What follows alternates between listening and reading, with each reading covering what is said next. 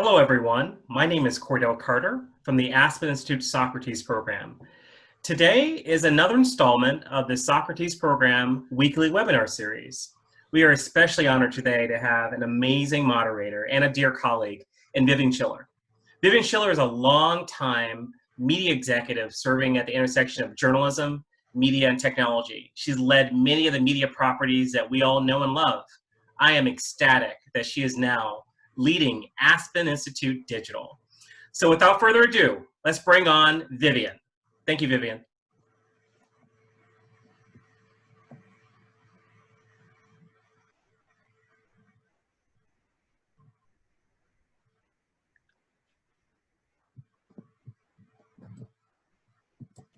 Hi. Hi, Cordell. Sorry about that. We had a little muting issue. But anyway, it's really good to see you. Good to see you. From my home to yours. And thank you for having me.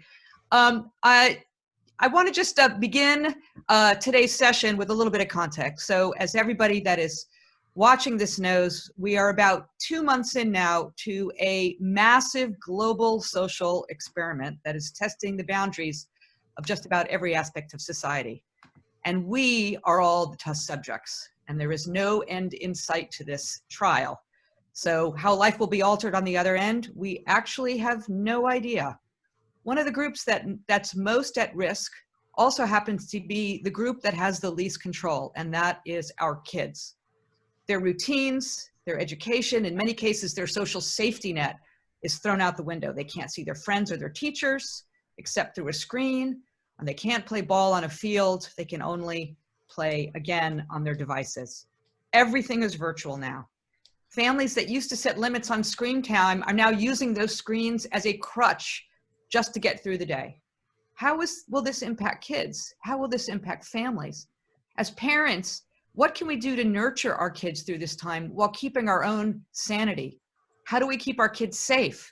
And what can we as a society do to make sure kids don't get left behind by the digital divide? We are very, very lucky to have with us Stephen Balkam. He is the founder and CEO of the Family Online Safety Institute. It is an international nonprofit organization with a mission to make the online world safer for kids and their families. They convene top thinkers and practitioners in government, industry, and the nonprofit sectors to collaborate and innovate to create a culture of responsibility in the online world. I cannot think of a more perfect person to have with us today talking about this topic. To get us started, and before we bring Stephen on, I'm going to just play a short video because I think I'd be interested to hear how Stephen's response to this video. It is from a teacher, a music instructor, who has created her own reflection on what the teaching environment is today. Now, if you'll bear with me, I will just share my screen and I will be with you. And just to play this very, very short video. Oops, I'm so sorry about that. And we're playing. Hey, so as some of you guys might know, I'm a music teacher, and I found that one of the best ways that I can process the whole transition to online learning and teaching is to write a song. So I wrote a song. I'd like to share that with you guys now. Here we go.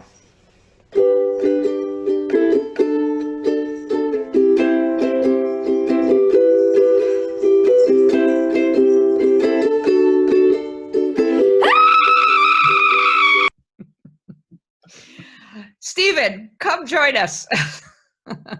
Thank you so much, Vivian. Hold on, I think I've got it. Hi, There we are. There we are. Mute your mics. Hi, guys. Hi. So excited to see you. Hi. Oh, yeah. I'm hearing some other audio. Is that? That is my fault, and I'm so sorry. It is gone now. Okay, Stephen. Sorry. Well, that was quite exactly the subject we're talking about. We're all trying to figure out technology to do ordinary things. Someone once said the definition of technology is it doesn't quite work yet. Yeah, exactly. So, and shame on me. I'm supposed to be the expert on technology. Anyway, I think you could agree, Stephen, that that video captures a little bit about what's happening in the zeitgeist. So why don't you share with us a little bit about what you're seeing. Just give us a sense of the scale of what we're talking about today. Well, first of all, thanks very much to Cordell Carter and to you for having me today. I love Aspen. I love the Socrates program. Been involved with it for years, so I'm delighted to be here. And first of all, I love that video. I mean, it just somehow, in 100 years' time, it'll probably be unearthed in some digital form and go, oh, so this is what happened during that great pandemic. And the beauty of it is that she comes across at the beginning as incredibly earnest and keen and sincere. And there's an awful lot of those efforts going on right now to reach parents and reach kids. But the kind of primal scream that comes out is just the release that I guess we're all looking for at the moment.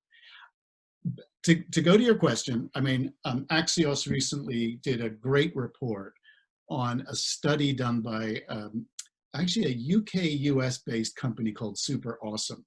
And they are the back end to many of the top children's apps and websites and services. And they saw that since the lockdown, over the last 2 months, 6 to 12-year-olds are spending 50% more time on screens, and that traffic to kids' apps and digital services in the US has increased nearly 70% in the US. They say tablet traffic has tripled. Phone use among kids has doubled. And some are now beginning to call this the screen time surrender. You know, prior to this, in BC, before coronavirus days, you know, there was a big push and a lot of concern. In some quarters, I think maybe an overreaction, but everyone was desperately concerned about screen time and kids, and for that matter, adults and their screen time. Well, it's a very different discussion at the moment. And quite frankly, our screens are currently our lifeline to the outside world, to each other, obviously to education, entertainment, gaming, and so on. So it's a very different world and a very different range of topics that we're now having to deliberate on. Yeah, well, certainly a lot of that screen time is attributable to the fact that kids are still engaging in school via their screen time, but I'm sure a lot of it is non-educational activities. You know, there was, you referenced the fact that there's been this, you know, before the pandemic, so much hand-wringing about screen time. How do we limit our screen time? We're going to talk a little bit later about your tips for parents and how those are even more relevant today. But, you know, understandably, parents who are trying to work from home, who are trying to get through the day, they can't send their kids out, you know, outside a lot of the time. They can't send them to go play with their kids. You know, they are trying to buy some time by plopping their kids in front of the television or device more than is normal, aside from, you know, school activities. How much should they really be worrying about that? Anything that can decrease parents' worry right now, I think, is a good thing. So yeah, if your kids are overdoing it on screens, just give yourselves a break for the moment, because you know, this is unprecedented. This is a once in a century, maybe more when the historians look back, situation that we're in. Hope so. So yeah, if you've got to finish a project, if you've got to get dinner on the table, or you know, as we spoke to a woman the other day who's a first responder, and her husband's a first responder, and she was feeling terribly guilty about putting her 3-year-olds. She had 3-year-old twins in front of a screen. We were like, no, whatever gets you through the day and whatever gets you through this crisis, quite frankly. And then we'll kind of try to modulate that afterwards. Now, that's not to say you just put the TV on first thing in the morning and turn it off last thing at night. We are seeing an uptick in kids having to figure things out for themselves, getting bored, and having to be creative about how to respond to that. So we've got to decrease the concern and the worry amongst parents and let them know it's going to be all right, while also making sure that some rules and some boundaries are kept. Good. Again, we're going to come to those boundaries in a second, but I think that is an important message to parents, to just exhale a little bit and not worry. I mean, in this era where parents worry so much from before their children are born about, giving them every possible advantage, that this is an unprecedented time, and to give themselves a break. There's a post on Medium that has been making the rounds by advocate and writer Chloe Cooney called "The Parents Are Not Okay." Right. And I think it became so popular because she really captured the struggle that we've been talking about. Parents working, educating kids full time, worrying just about how to get through the day, but oh my God, on top of that, what am I doing to my child? But there's an interesting new narrative that is now emerging. I want to talk about it for a minute. That is from the people that brought you the free range kid movement. Now, the free range kid movement in shorthand is probably, Stephen, the way you and I grew up, given our age, which was, we used to, we would leave the house and we didn't have phones. Parents didn't know where we were. We'd run around the neighborhood. We'd go do whatever, and we'd show up back in time for dinner. Right. That has not been the case in probably the recent generation, with parents more worried about the risks in the world. But now the same free range movement is advising parents, even during the pandemic, to give their kids more agency. So how are you seeing that manifest itself? Well, and first of all, I will acknowledge for parents, this is an incredibly difficult and challenging time. And in many cases, the parents are not okay. They're really, really struggling. But I do find it interesting. I'm privileged to be able to look out my window onto a small park, and it's raining today. But what I have noticed, particularly as the warm weather has returned, is that kids are out on their bikes. They're out running around. They're climbing the trees that I can see on their own.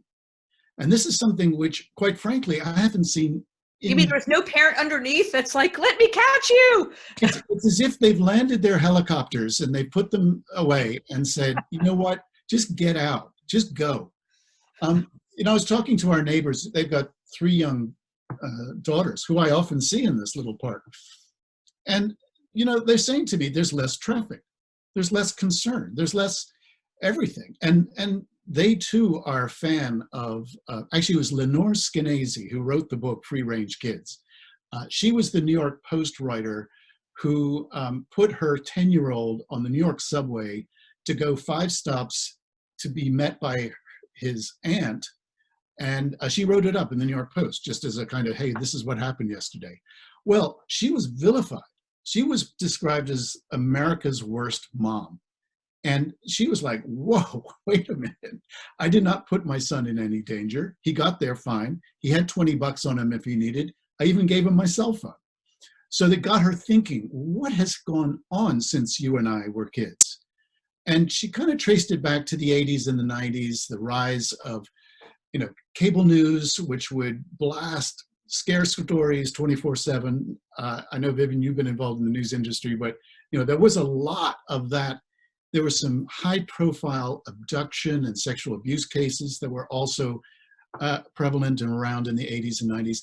And there's just been this sort of drawing back of our children into either our homes or wherever we can go with them.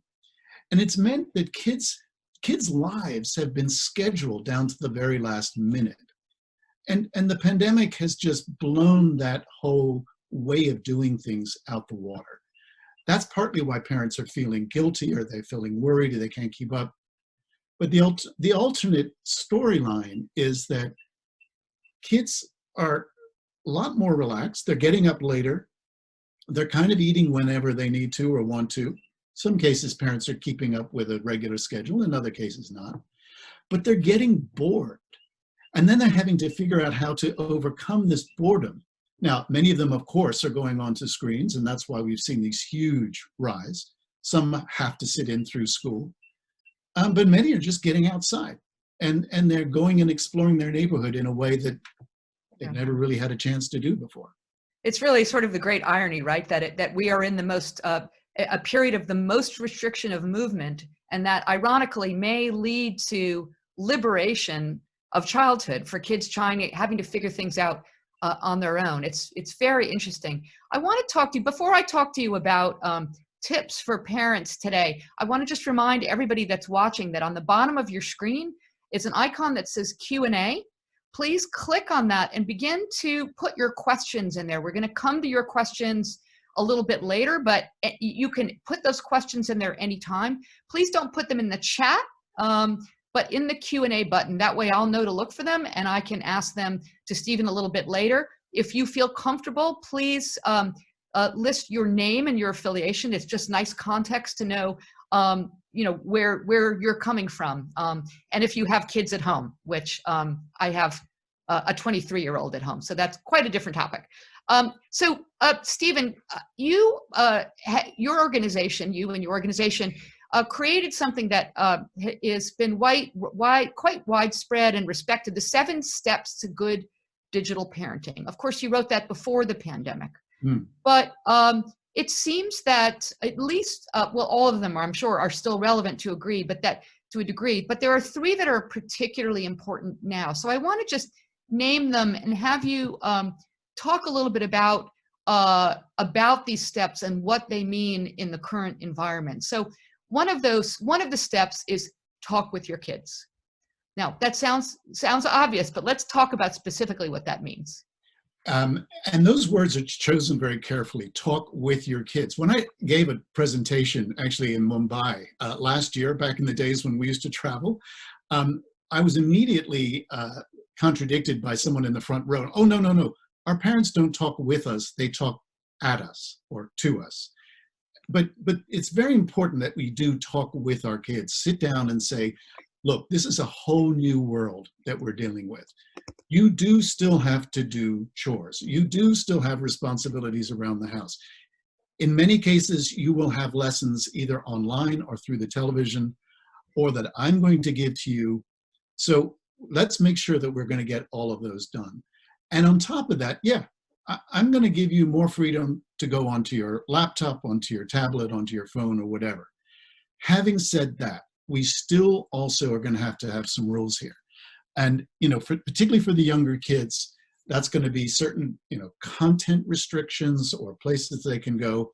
And for the older kids, it's re-emphasizing the need to behave appropriately online, not to get involved in cyberbullying, not to get involved in sexting. I mean, there's just so much kind of free time out there that this conversation is something that just has to happen.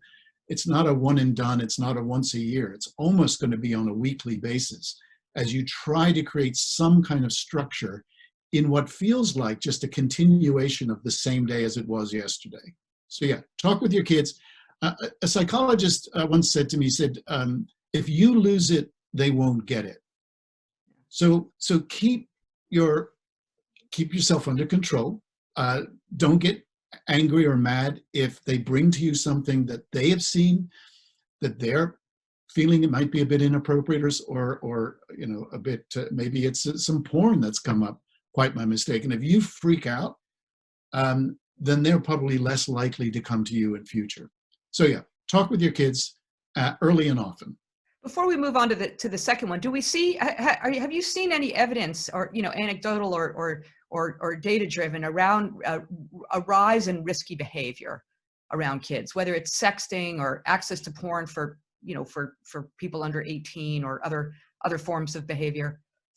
Well, unfortunately, might be too early, right? To know. Well, no, unfortunately, particularly at the worst end of the spectrum, which is the child sexual abuse images, child sexual abuse material and behavior, and the live streaming of child sexual abuse, unfortunately and gravely, there's been a spike in that since the lockdown.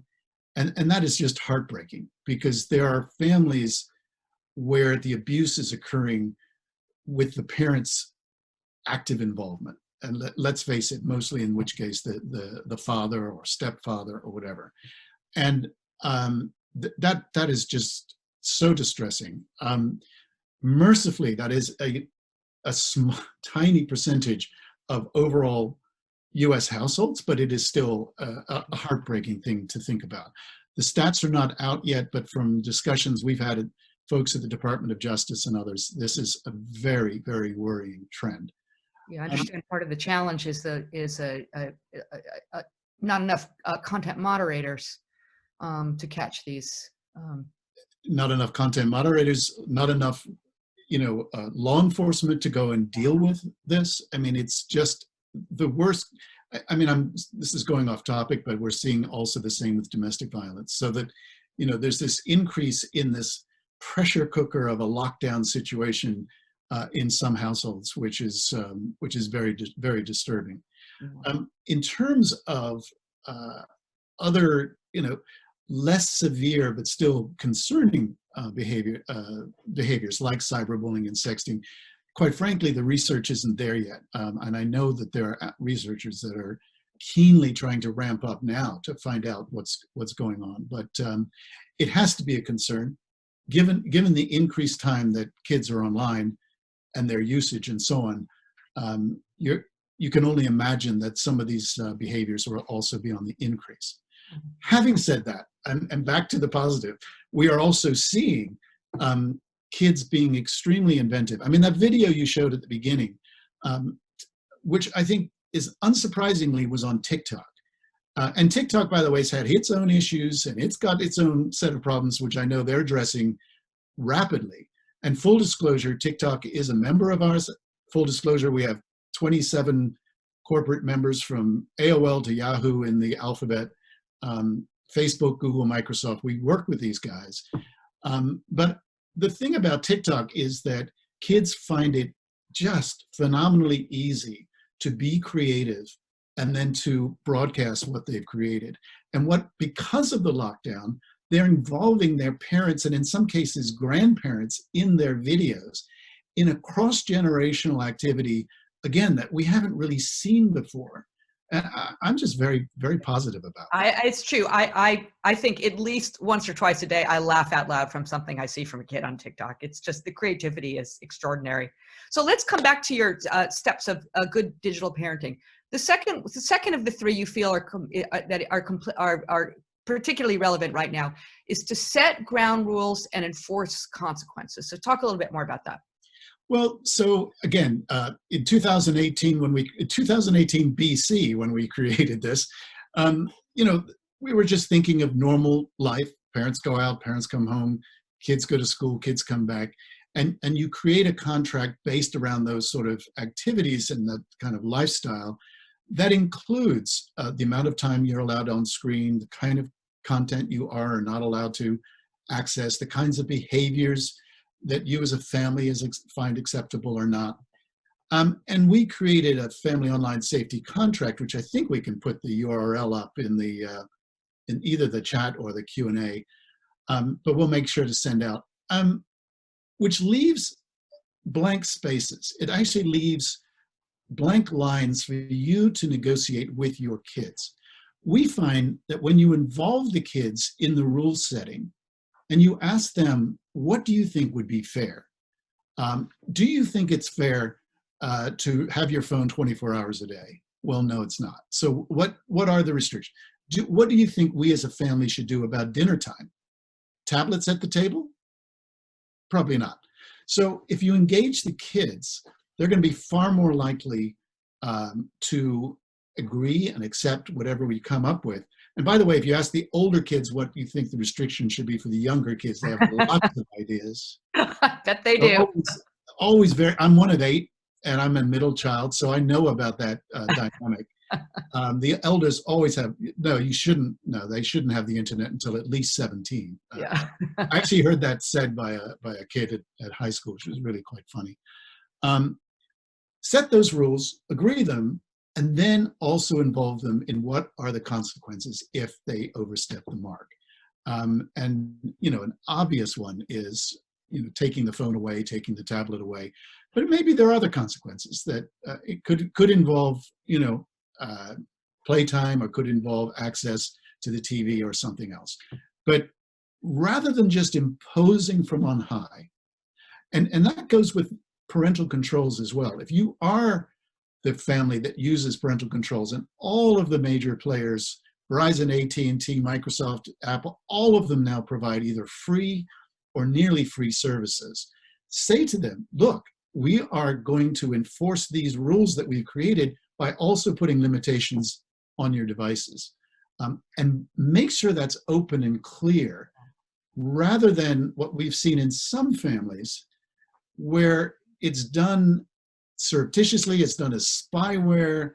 One dad in Baltimore, we found, had cloned his teenage daughter's phone without her knowledge. So every keystroke came onto his phone. Not a good idea. Because Not a good basis of trust.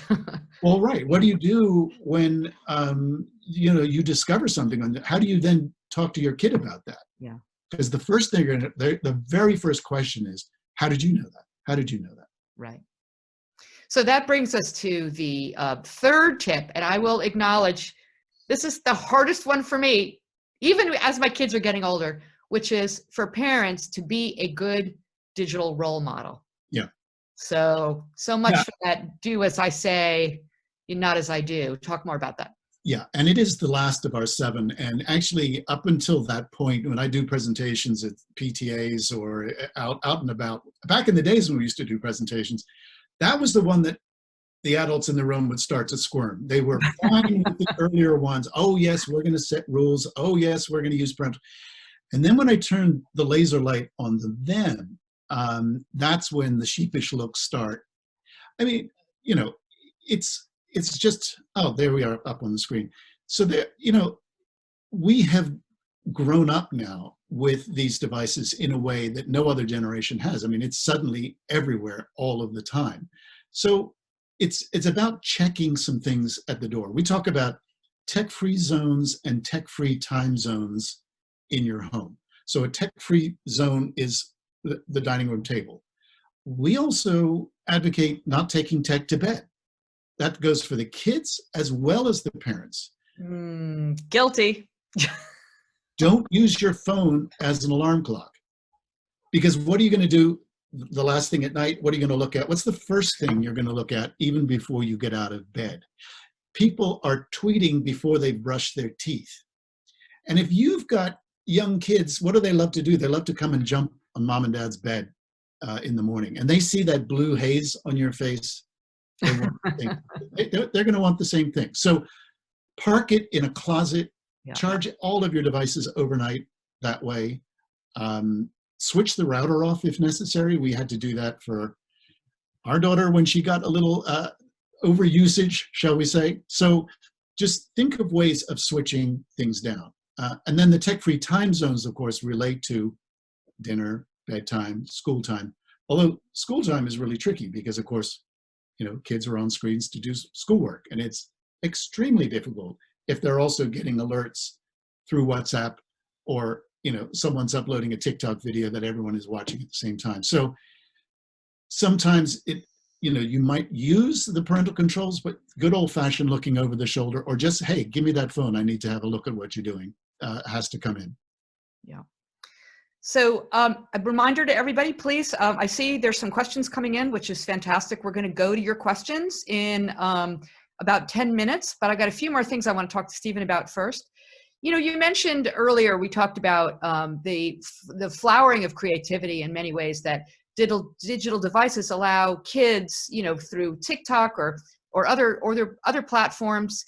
So maybe this is, in some ways, and I've noticed this in my own life, this is a moment of more sort of positive connections that come through digital, virtual calls with families, the way kids are figuring out how to play games that they never have before, with each other that are not sort of their own solo experience, substitutes for physical play that you can do together. What are you seeing? Well, and I think it was actually earlier today. I've been on so many webinars recently, but I was watching an Axios one with Hans Vestberg, the CEO of Verizon, and they have seen 150% increase in gaming. And obviously a large majority of that is kids. Kids are at home. And the way in which gaming works these days, quite frankly, is the interaction with other kids. And that's where kids are what are doing. They can't go to the playground. They can go on their own to the playground, or they can go to a park and climb a tree on their own, or maybe with their brothers and sisters, but they can't play with their friends. So where do they do that? Well, they're going to do that via their Xbox or their PlayStation or whatever other gaming console that they have.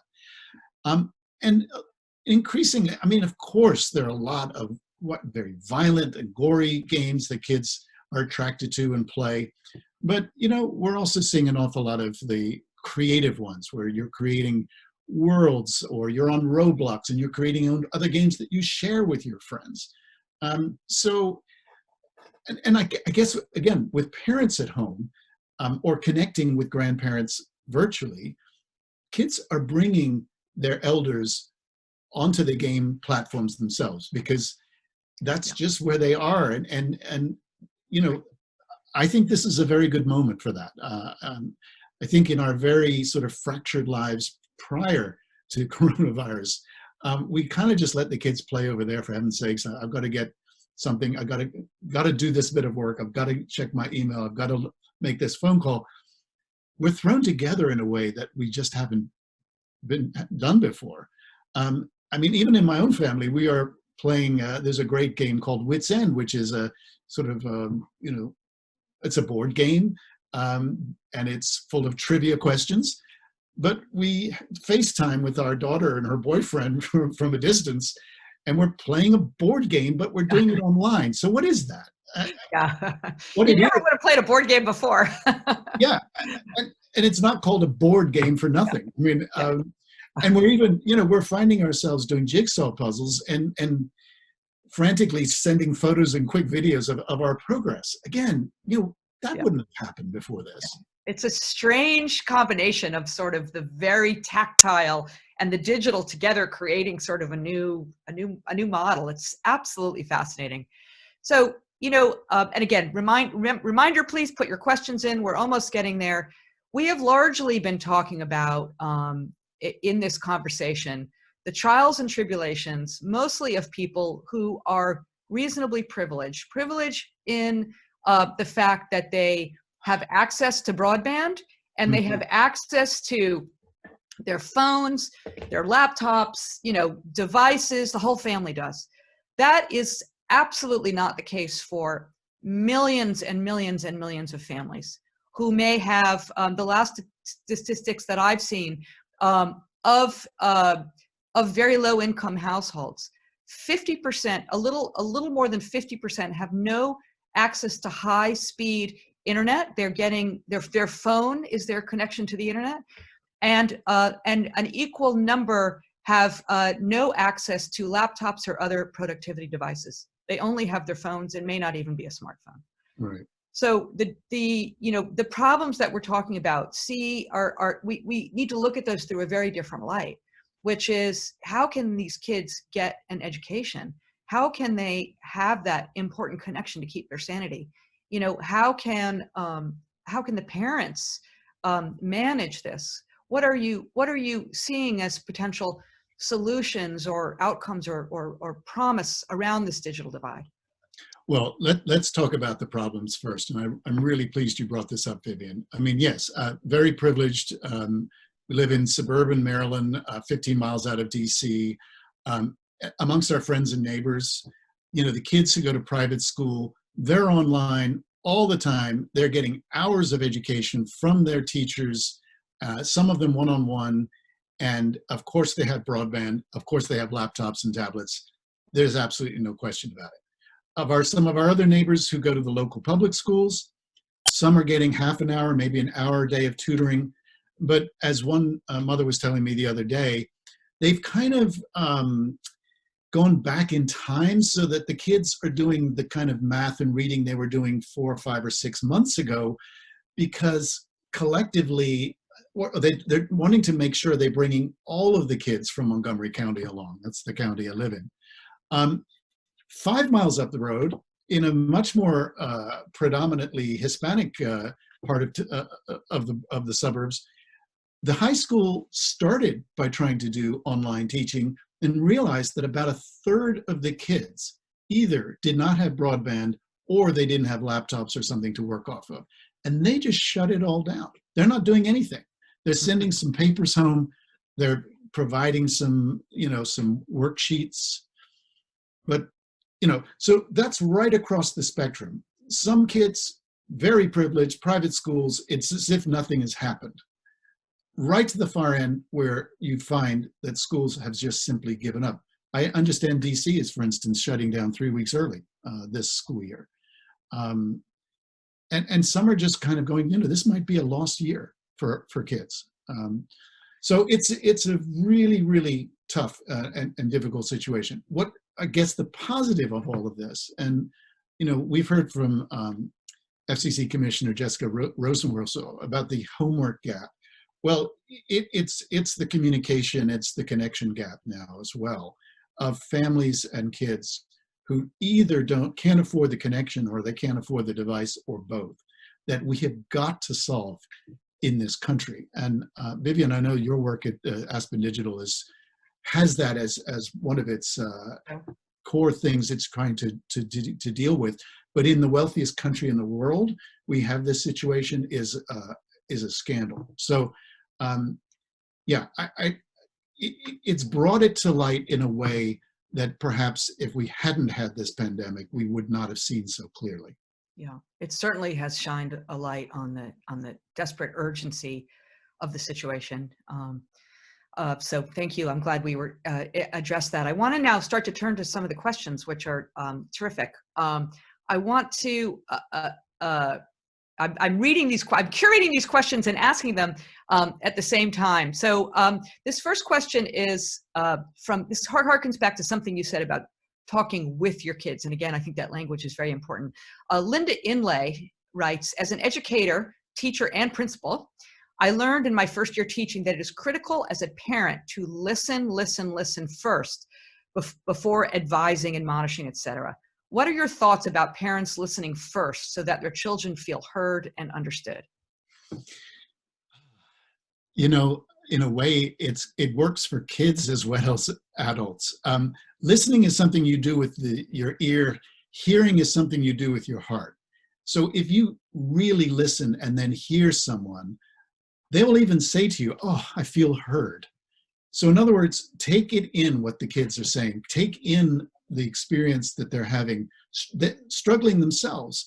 And by the way, I think we've mostly been emphasizing on the younger kids. I guess I feel really the most for the teens and the older teens. Some of them, there's a kid just 2 houses from us who's a senior in the local high school. Not going to graduate. I mean, he's graduating, but there's going to be no graduation ceremony. He's not out with his friends. He's not doing the kind of things that teenagers do at 17 and 18. And that is a struggle for them. No prom, no beach week, no nothing. And maybe in some cases, no risky behaviors and partying too, but yeah, that's true. Kids at that age have to take risks. Otherwise, they can't learn and they can't build resilience, which is, by the way, a word we haven't used yet. But I think this is something that I think that we need to really hear from our kids about. So I really appreciate the question. So another question is, what role should parents play in teaching or making sure that kids keep up with their classwork? Extra tutoring from the parents, presumably, or is it enough to just make sure they're focused during the digital school time? That's a great question. I think parents are really struggling about the role they play, and I'd imagine it depends on the age of the child as well. Listen, I think it's extremely important that we give our kids some structure, particularly the younger ones who are going to really struggle with what to do next or how to do it. Hopefully, your 15, 16, 17, 18-year-old will have more of that about them, and particularly those sophomore, seniors who are, or juniors and seniors who have got college in mind, will be a little bit more structured and will be able to kind of deal with the time slots themselves. But no, incredibly important to keep an eye on that. Discuss with your kids what's going to work best. Keep looking in on it. But you know what? If by 2:33 in the afternoon they're a mess, you're a mess, make some hot chocolate. I don't know, go outside, do whatever else, and don't beat yourself up if you don't keep to that particular routine on that day. Yeah, I think one of the great themes of this hour, it can't be repeated enough, is everybody needs to give themselves a break a little bit. There's another question, which let me just find it, which is, I work in early, the questioner asks, I work in early childhood education. What are some ways to help families with children who are too young to understand what's going on or to become free-range kids? Obviously, free range kids is only when you get to a certain point. So how do we help those little ones who don't understand why their whole world has been turned upside down? You've got to reach kids at the level that they're at. And you as a parent will know better than anyone how to talk to your 2 or 3 or 4 or 5-year-old using very, very simple language. There is this bad virus. If virus is too big a word, there's this bad thing that is out there that we can catch if we touch certain things or certain people. And it's because of that we're not at the park playing with Tommy or with Teresa or whoever. And sort of take it back from there and just admit to them, this is a difficult time. This is a challenging time for you and for me and for the whole family. But, and then pivot, yet we can also do things together in ways that we haven't been able to do before. If you're in a situation where there's both a mommy and a daddy, or 2 mommies and 2 daddies, whatever, we're all at home. We get to be with each other more often, and we're going to find ways to be with each other, play with each other, make bread together, do whatever it is that, and you may have to be going back into your childhood to remember stuff that you did pre-Facebook and pre-Google and YouTube, and draw those up.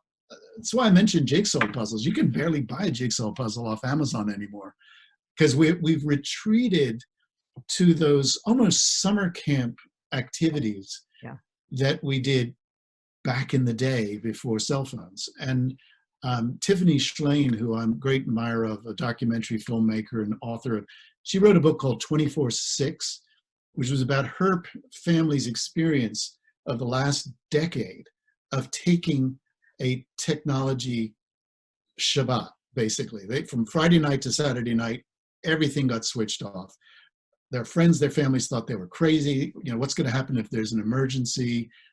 We got a landline. Anyone can reach us if necessary, but we've decided to put everything down. Well, their tradition of making challah bread every Friday afternoon has turned into a webcam that they now share with thousands of people around the world. So bake bread. Just do those tactile things that we've sort of lost touch with all of our technology. So if the last question was about sort of how do we deal with sort of the fears and anxiety of the smaller kids, this next one is about the same for the older kids. We have somebody in the audience who comes to us from Hawaii, who writes, I have 4 at home, aged 13 to 21. They're having a lot of conversations and it's volatile. I was wondering how we can help kids recognize how they are using screens for themselves to assuage certain feelings, such as low self-esteem. Interesting challenge. Well, first of all, God bless you and your service. Having 4 young teenagers and young adults at home, that's got to be tough in a lockdown. Hopefully they can go outside and enjoy good Hawaiian weather. But I think there's a tendency, it's not just teens. Adults do this too. I'll be the first to admit it. If I'm upset or if I'm bored or if I'm whatever, I might go to my screen for some diversion or distraction or solace. And that can be okay.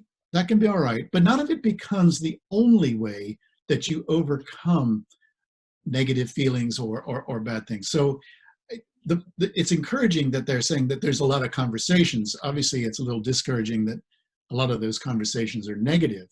But again, if you can really hear what your kids are saying to you, and that might be enough for them to get that out one-on-one with you. And then give them some tools or ways to talk with their siblings. And maybe you may need to bring in the eldest first and go, hey, this is what I see going on here. Can you now pass that on to the next one as well? So it's not just you as the parent, but enroll the kids in this as well. Mm-hmm. Yeah. Those are good strategies. I think part of the risk probably also is for kids who might be creating content and putting it out in the world that perhaps they will regret doing that. My very mild-mannered corollary in myself is the many times a day I'll draft a tweet and then think better of it. I really don't want that out there and delete it. There's something cathartic about writing it, and then you get to delete it. But for kids, the consequences, of course, can be much greater than a misguided tweet. And they don't have the frontal cortex wired up. I mean, the latest research is 25. That's, by the way, the age that you can rent a car. So the car rental companies know a thing or two about, prefrontal cortex wiring up. Yeah, I mean, teens' job is to take risks. It's part of the evolutionary drive that every teenager has. And part of taking risks is being a bit impetuous and doing and saying things that probably you would regret later. The difference is teenagers have got the access to broadcasting facilities, which is what a phone is, in ways that we didn't have as a teenager. I mean, God help me if everything had been recorded of what I did as a teenager. So yeah, this goes back to the conversation, the constant updating of that conversation. And in some cases, particularly for the younger kids, putting in parental controls and tools to slow that down. I'm even seeing some experiments going on with some of the social media platforms using AI to pick up certain words, certain phrases, and them, the platform then questioning, are you sure you want to send this out? We're very privileged. Under NDAs, we get to see the developments that the technology companies are doing, and we're seeing some of that starting to come through. And whatever helps to get us through these years, I think will be very beneficial. The next question is about a very different kind of issue, and it's from Emilio from Spain, who says hello to you, Steve. Take it as somebody you know. He asks, how do you persuade those kids who are actually enjoying their combo distance education plus online gaming with friends? They're enjoying it too much to want to go back to, first he writes jail and then corrects themselves and says their classrooms. Well, that's a great question, and thank you for that. It's funny because actually, back to the other webinar I was just watching with Hans Vesberg, the CEO of a company of 135,000 employees or something. He was asked the question, what are you going to do with your employees once they can come back? Are you going to force the issue? Are you going to let them stay at home? And he gave a very interesting, nuanced answer, which was basically, we're going to make this up as we go along. It's going to be in shifts. It's going to be in little bits at a time. We're going to respect some people's wants and desires to stay at home. We're going to have to really encourage others to come in. It's going to be different with schools. I mean, obviously, there's been increasing experimentation with personalized learning using AI and using laptops. Using them, sort of reversing the notion of homework, where basically you teach kids on their own speed at home, and then they come into school to kind of problem solve with other kids and with the teachers. I just think we'll see a huge increase in experimentation around those lines. I think it will challenge schools to go back to the normal way they did before. And as much as some governors are trying, and even our president is trying to reopen the country sooner rather than later, my guess is we won't see anything resembling normal until the end of the year into next year. So schools, universities, colleges are all going to have to experiment with some physical, some remote, and even when you're in together physically, the virtual will be playing a part in a way that maybe it didn't do before. Boy, we're just going into a complete unknown, aren't we, for a long period of time. Turning now to the challenge that parents are facing who have young children at home. This question is from Chitra Kumar, who writes, I'm reading the Medium post that Vivian mentioned. Of course, that's referencing the parents are not all right. And it resonated with me very much. What are ways that we can help coworkers without kids understand what we parents are going through? And she is the mom of a 4-year-old and a 7-year-old. So, boy, I feel for you, Chitra. Wow. Well, first of all, you really don't know until you've had a kid what having a kid is about and what it's like. And I would go further, of course, a man doesn't have a clue of what it is to have a baby the way a woman does. So there's layers and layers of understanding. I guess it's a case of sitting down with your coworker or Zooming with them or whatever method you want to use, and just kind of going through the day. You know, Sally, I woke up at 6 this morning, and just go through the day and tell me what your day was like. By the way, go back and forth so that both of you get a sense of what you guys are experiencing. And maybe that might give a little bit of insight. But I've got to recommend, sorry to go back to TikTok, but there's so many great videos of parents, talking as if everything is normal, but they're putting up cards saying, please help, please send more wine. Hostage videos, yeah. I love these. There's a brilliant one of a Canadian woman in a closet hiding from her husband.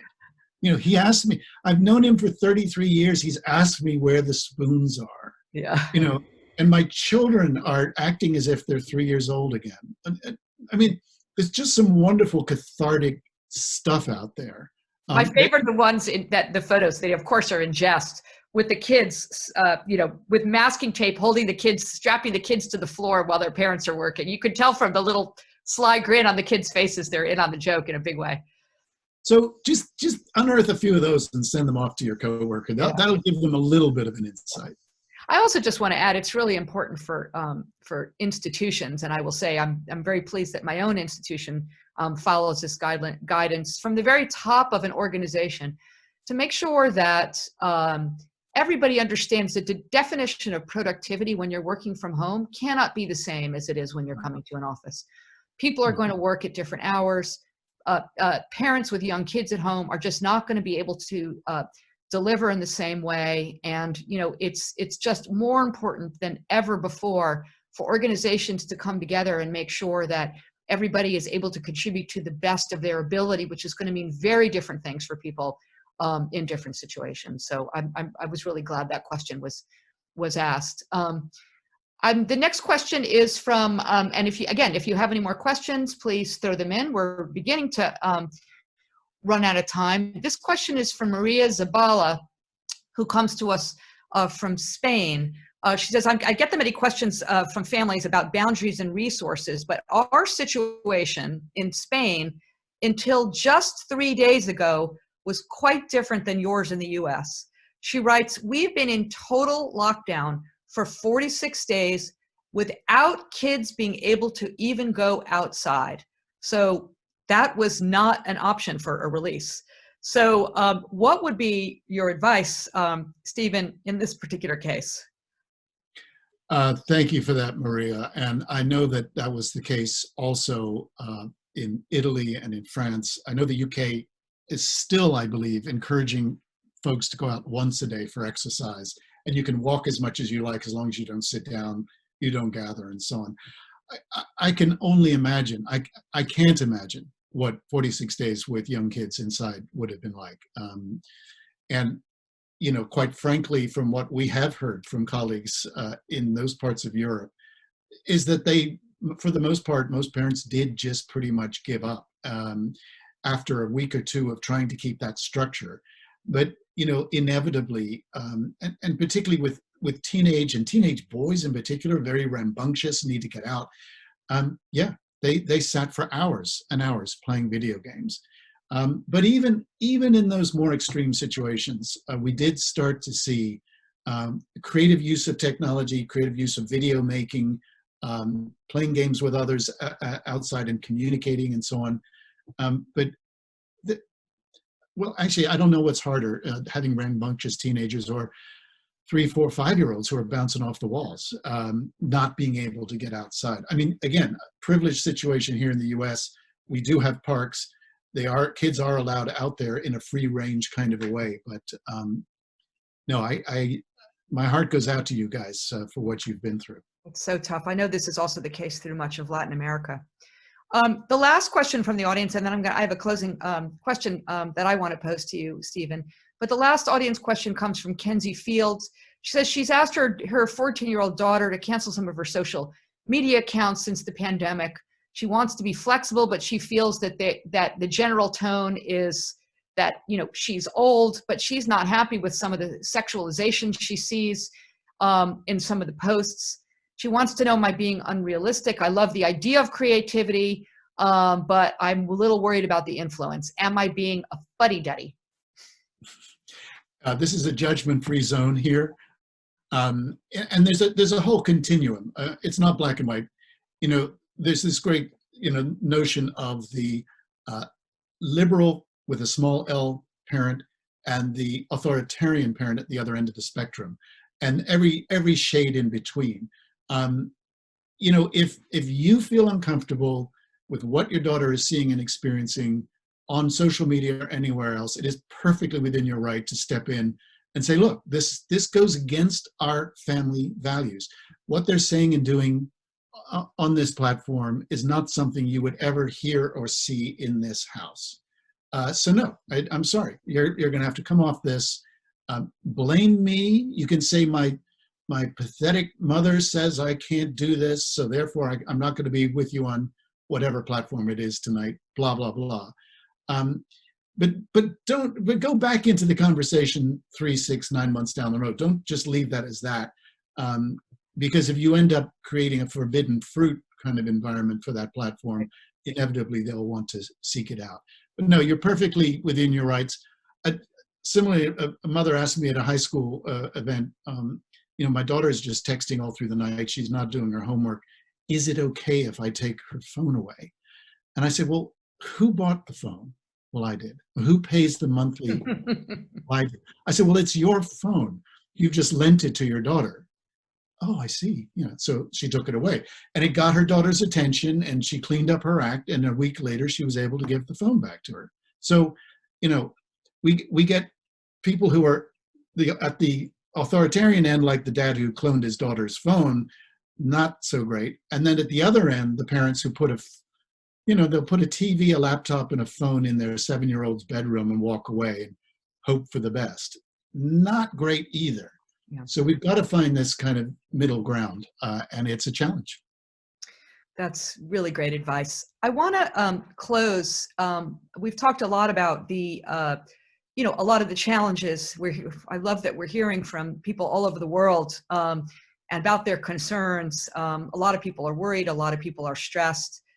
We did touch on some of the sort of the good that's come out of this, some of the creativity, some of the togetherness that we're seeing that is unprecedented. What would you say, and to finish us up, what was your greatest hope for what might come out of this crisis when finally we do come out of this crisis? Well, first of all, that we've given our planet a breather. It's not clear today; it's pouring with rain. But yesterday's clear blue sky, and the birds and the animals out, and the lack of traffic and smog, it just makes me feel so good about what can happen if we just stop and pause. My second hope, I guess, would be that we carry forward the really good things that we have learned through this experience. The fact that so many people have kind of reconnected with family and with friends and realized what's really, really important to them and in their lives, and just slow down this crazy frenetic pace that many of us live by. And then take that back to our workplaces, to our schools, if we're fortunate to take it back to our workplaces. An awful lot of people are going to be unemployed, and it's going to be more than a year before we recover from all of this.